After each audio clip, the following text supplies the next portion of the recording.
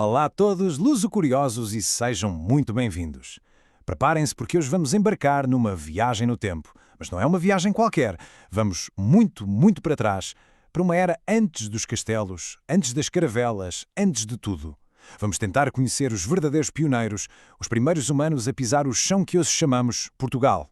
A pergunta parece simples, não é? Mas a resposta, meus amigos, é uma autêntica aventura arqueológica. E não estamos só à procura de ossos e de pedras. Estamos à procura de uma história, de um rosto que o tempo quase apagou. Parem um bocadinho para pensar neste número. 400.000 anos. É uma escala de tempo quase impossível de imaginar, uma profundidade que nos faz repensar tudo o que julgamos saber sobre as nossas origens aqui, neste cantinho da Europa. E no coração de toda esta história está uma descoberta, uma descoberta absolutamente fantástica. A peça-chave que nos permite espreitar este passado tão longínquo, o crânio da Aroeira. E a história de como foi encontrado é quase de filme. Imaginem a cena. Estamos em 2014, é o último dia de trabalho no campo, a equipa está a usar um martelo demolidor para partir uns sedimentos super duros e, de repente, no meio da rocha partida, ali estava ele, o fóssil humano mais antigo do país, que esperou 400.000 anos e que, por um triz, não foi destruído no momento em que foi descoberto. É incrível. Então, de quem era este crânio? Bem, tudo indica que pertenceu a um Homo heidelbergensis. Este era um dos nossos antepassados, considerado o ancestral direto dos famosos Neandertais. Mas atenção, não era um Homo sapiens como nós, mas também não era nenhum ser primitivo, de todo. Era um humano perfeitamente adaptado a um mundo muito mais selvagem que o nosso. Para percebermos a vida desta pessoa, temos de fazer zoom out e olhar para o mundo dela. Ela viveu num período de tempo gigantesco a que chamamos Paleolítico Inferior. Basicamente, é a primeira fase, a mais antiga, da Idade da Pedra. Olhem só para esta linha do tempo para terem uma ideia. O nosso indivíduo da Aroeira está ali, mesmo no final do Paleolítico Inferior. Este foi o início de tudo, a era das primeiras ferramentas de pedra. Estamos a falar de um tempo mas muito antes da arte espetacular das grutas ou das tecnologias mais complexas dos Neandertais e do Homo sapiens. E o nome diz mesmo tudo. Pedra Antiga. Porque, no fundo, são estas ferramentas de pedra os únicos vestígios que sobreviveram ao passar de centenas de milhares de anos. São como cápsulas do tempo que nos permitem hoje reconstruir a vida, a tecnologia e a inteligência destes primeiros pioneiros. Mas como é que era o dia-a-dia?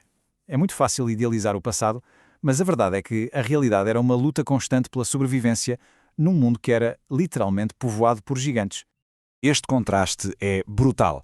Onde hoje vemos javalis ou veados, eles deparavam-se com elefantes antigos, rinocerontes e aurochs, que era uma espécie de bois selvagens gigantes. E o perigo não vinha só destes. Eles partilhavam a paisagem com predadores como leões e hienas das cavernas. Não estavam de todo sozinhos no topo da cadeia alimentar. Então, como é que se sobrevive a este mundo? A resposta está na adaptação. Viviam em pequenos grupos, sempre em movimento, seguindo os animais e os recursos de cada estação. Caçar um animal de grande porte não era uma coisa que se fizesse sozinho, era um esforço de todo o grupo. A cooperação não era uma opção, era a diferença literal entre viver e morrer. E para todas as tarefas do dia-a-dia, caçar, cortar carne, raspar peles, cavar, eles tinham uma ferramenta multiusos absolutamente icónica, o biface. Pensem nele como o canivete suíço da Idade da Pedra, servia para quase tudo. Mas atenção, fazer um biface não era de todo uma tarefa simples. Exigia um cérebro capaz de planear, de ter uma visão a 3 dimensões e uma perícia manual incrível.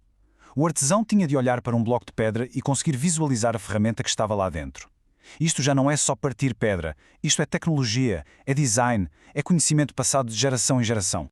E onde é que estas comunidades se estabeleciam e prosperavam? Bem, os vestígios arqueológicos contam uma história muito clara. O Vale do Tejo não era apenas um rio. Era a grande autoestrada, a artéria vital da vida pré-histórica no que hoje é Portugal.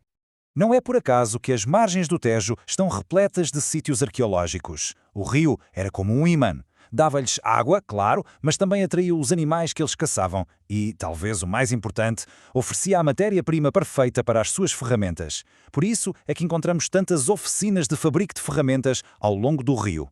E a prova disso está no material que eles usavam. Vejam só, a esmagadora maioria das ferramentas era feita de quartzito. Porquê? Porque era a rocha de melhor qualidade e mais abundante nos seixos do rio Tejo. Isto mostra um conhecimento profundo do meio ambiente. Eles sabiam exatamente o que procurar e como usar.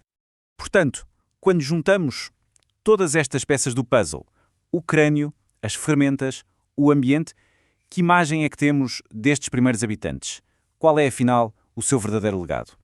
Para mim, o legado mais importante é este. O indivíduo da Aroeira e o seu povo mostram-nos uma humanidade que já era complexa, inteligente e com uma capacidade de adaptação incrível.